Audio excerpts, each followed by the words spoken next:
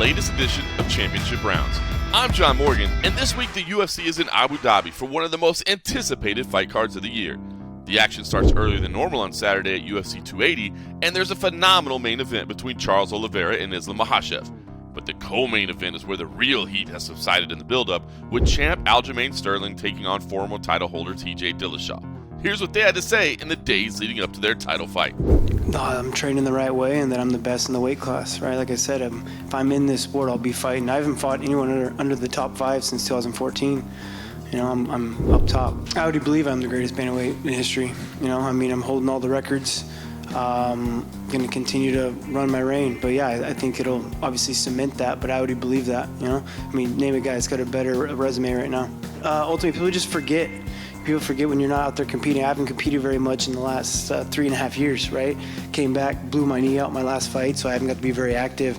They forget about the dominance you had while you're in there, the records you were holding. I mean, with how inactive I've been and the records I'm still holding is quite crazy, you know what I mean? So I just got to continue what I do. I think he's got a quit button in him, you know, and I'm going to find it. I don't. I'm like, when I get out there, I turn into the Terminator. Show me a fight where I quit. Show me one fight where I quit, where I said, hey, I'm going to pack it in, turn over, and go home. Hey, ref, I'm going to cover up and pretend I can't defend myself a fight anymore because I'm tired, and I'm just going to just roll over and wait for the ref to save me, then get up and go, what happened? What happened? What? I was still fighting. Like, what fight have I ever done that? You see, TJ, I don't know if he's the same TJ of old who had that crazy run, and that's just being honest. But I still think he's talented, he's tough. He showed that he's durable, showed that he won't quit, and I think it's going to be a good fight. And I just can't wait to just put my hands on the guy and actually see what he's all about. For him to go out and say he's the greatest bantamweight of all time right now, that just shows his arrogance, which is exactly what I talk about.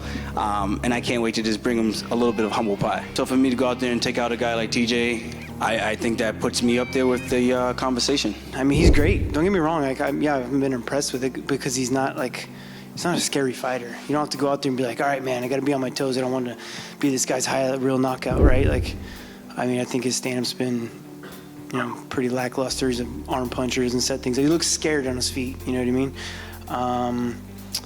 But he's a great athlete. He does what he does well. He's explosive, and I got to put myself in those deep waters in practice and be ready for that kind of stuff. I think it's just going to come down to how well-rounded I am. He's not going to be able to do what he wants to do.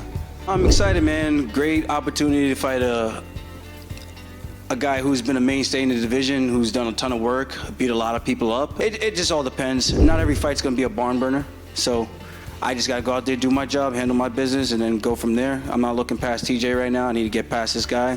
I need to skin the snake and just shut this guy up for good. I mean, his teammates already outed him, saying that he's been doing it since he came from college wrestling. I mean, what more proof do people need, you know? It's not my words, it's their words. Those are guys that he's trained with in those rooms and bled with and sweated with. So if he could do all those things with those people and they said that about him, I mean, why would they lie? So Mr. Needleshaw, he's been doing it for a while. I don't think he stopped, but regardless, I'm content with knowing that I'm going to get in there with him regardless. And whatever happens, I'm not going to make an excuse to say it's because of this. I have no idea.